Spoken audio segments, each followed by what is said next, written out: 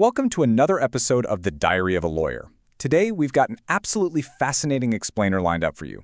We're going to be looking at the exact intersection where stand-up comedy, immense political power, and the United States Constitution all completely collide. And to do this, we're diving into a real-world case study involving comedian Trevor Noah and the current president of the United States, Donald Trump. But listen, before we go a single step further, I want to make this crystal clear. In looking at this highly publicized, very politically charged clash, we are maintaining strict neutrality. We are not here to take sides, and we're definitely not endorsing any political viewpoints. Our goal today is just to act as your guide through the legal and constitutional frameworks at play.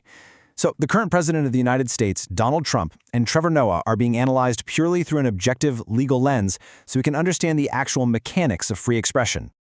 All right, here's our roadmap for today's explainer. We'll start with First Amendment basics, then move into the actual malice standard, comedy as a legal shield, Noah versus President Trump, the chilling effect, and wrap up with our legal disclaimer.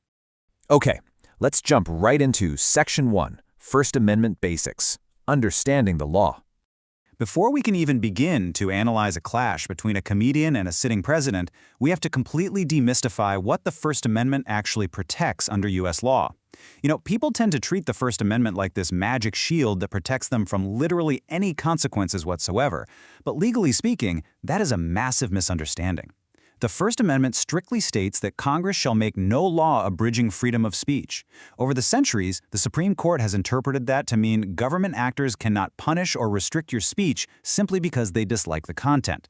The absolutely crucial takeaway here is this: the shield protects you from the government, not from the reactions of private citizens. Let's use a quick analogy to make this super concrete. Think of the First Amendment like a massive bouncer at a club.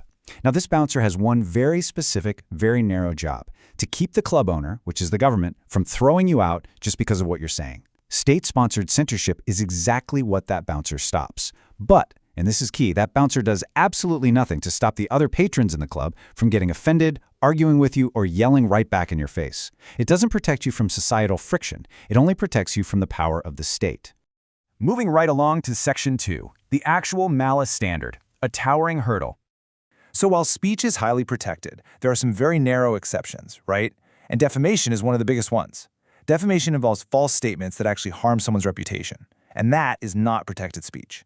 But here's the catch: if you are a public figure, the bar to prove defamation is intentionally towering. It was established by the landmark case New York Times Co. versus Sullivan, and it requires public figures to prove something called actual malice. Now, to a layperson, malice just sounds like someone being mean or spiteful, but legally, it's a whole different ballgame. It requires proving a strict state of mind.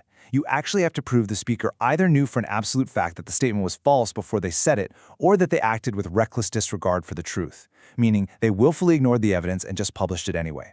It's an almost impossible hurdle to clear, and it's designed deliberately to give breathing room for messy, open, democratic debate. Which brings us to Section 3, comedy as a legal shield, satire in the courts. Okay, so we've got this legal framework that's built entirely on distinguishing objective facts from outright falsehoods. But what on earth happens when you apply that rulebook to an art form that is built entirely on fiction? I mean, comedians invent absurd scenarios, they use heavy irony, and they exaggerate constantly just to reveal deeper truths. Well, surprisingly, the legal system actually gives the audience a lot of credit for understanding this.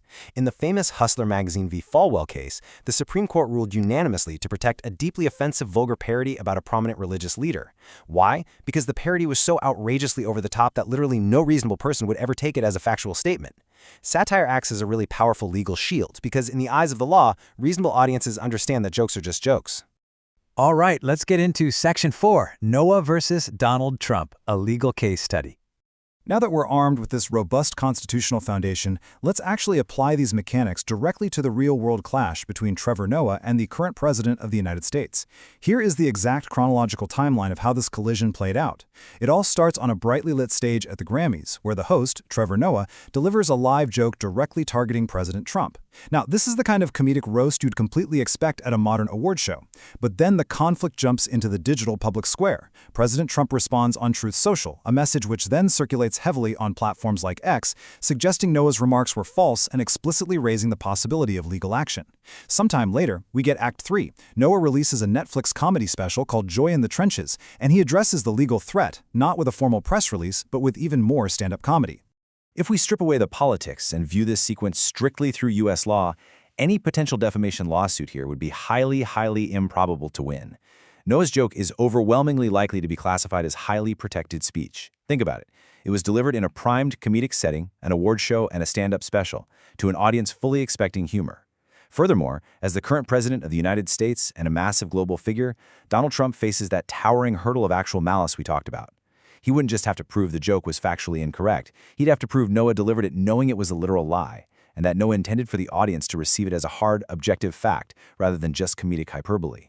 But hey, legal protection doesn't always equal universal cultural approval. Right beneath the legal surface here, there are two very distinct, very valid cultural arguments happening. On one side, supporters of comedy argue that satire is a vital, historically necessary tool used to challenge immense authority. They believe political figures should expect relentless scrutiny. But on the exact opposite side, there's a fierce argument that public figures, no matter what their status is, deserve protection from deliberate misinformation. That comedy shouldn't just be a free pass shield for spreading harmful lies. What's so incredible about this is that both of these competing cultural perspectives exist and fight it out right within the exact same constitutional system.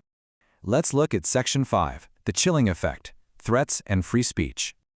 This brings us to a slightly darker dimension of today's explainer. If a comedian is legally in the right and the law fully protects their satire, why should they even care about a legal threat? Well, even if a lawsuit is destined to fail in court, the mere threat of being sued by someone with immense wealth and institutional power can discourage free speech. This is known as the chilling effect. The average citizen, or even a successful entertainer, doesn't always have millions of dollars or years of time to endure a grueling legal discovery process.